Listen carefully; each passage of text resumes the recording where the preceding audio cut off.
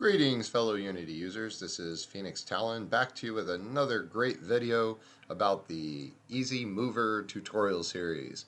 And if you're joining us at this point and you haven't seen any of the other videos, well, go back and watch the other ones because this is video 7. So, as we're going to get looking at this here in a second, I know I promised you functionality in this video, and we may get to it.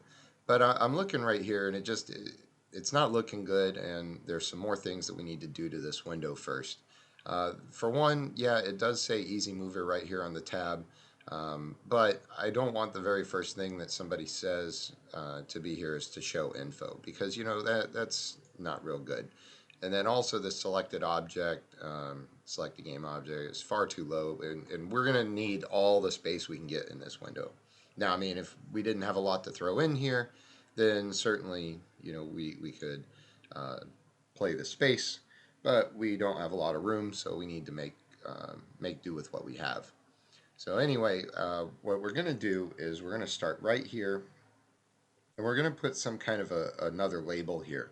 But it's not going to be the same one like we did down here, the GUI label. This is going to be a GUI layout dot label. All right, so let's get that going on. GUI layout dot label. Now, why the difference? Well, the GUI layout dot label doesn't have a rectangular or a rectangle struct, so we don't have to build one straight. We can just put this here at the top, give it a couple of key information about its width and height, and we don't even need to do that, and there's no struct necessary for this. So it makes it a little easier to play around with. So what we're going to do is, I think we could call this easy mover controls, kind of like it's our control panel, you know, something sounds cool, and I hope.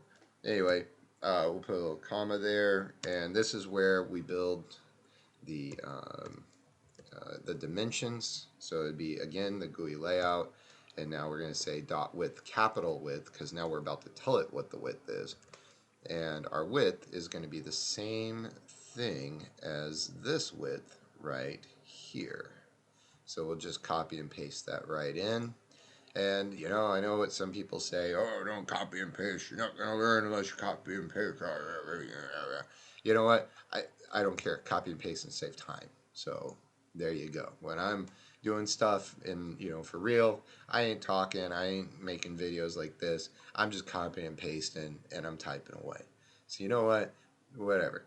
So they want to talk about you copy and paste, and you just say, well, hey, at least I know I typed it correctly, you know?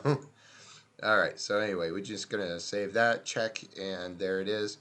The show info, that's looking pretty good. We want them all nice and tight together, but this select object, we're going to bump that up. We already know that it's going to bump down once we show the info, so we should be okay with that. Let's go ahead and move that up a little bit. Let's see if that's it for you. Let's try 35. That's 20 or 20 away from that one. Most things are about 20. Let's see what that looks like. There we go. That should be pretty good.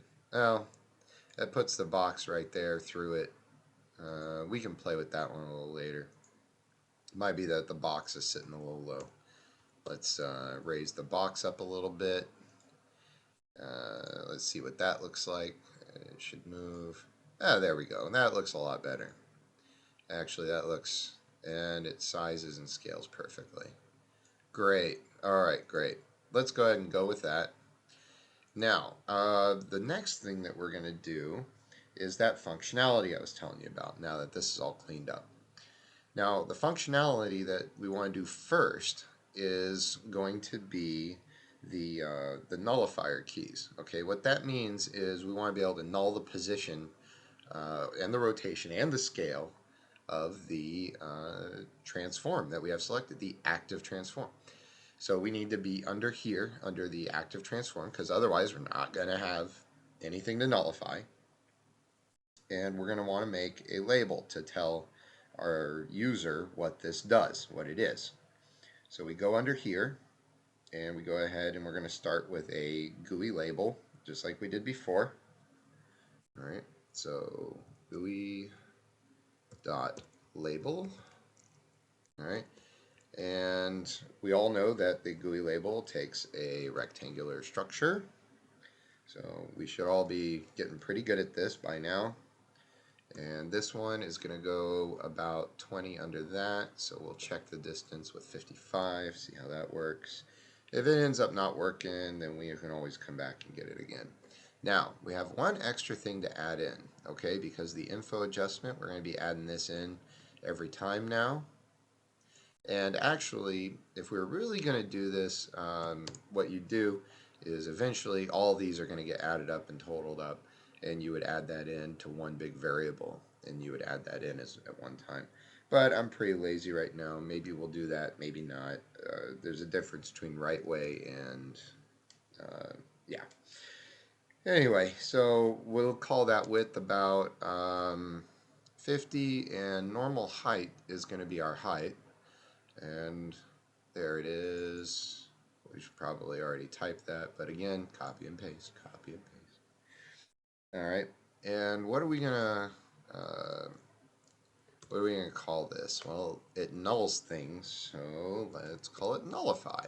Why not? All right, so we're looking for a string now, and we'll call it nullify. All right, we'll give it a colon with that. And count the parentheses. 1, 2, I think I'm missing one somewhere. Oh, I never put a rect on it. After all that talking, I never put a rectangle on it. There we go. Alright, thought there was something a little weird about that. Put a little semicolon there. Save that out. Let's see what we've got. It should be right here. And, oh, because nothing is selected. There we go. Well, do we really want that to show up only when it's selected? Well, yeah, because we're going to have buttons there that are going to show up, and we don't want them to show up without them. Okay, well, there we go then. We like that. All right. Now, let's go ahead and start making one button. I think we've got just enough time to go over a button. Well, you know what?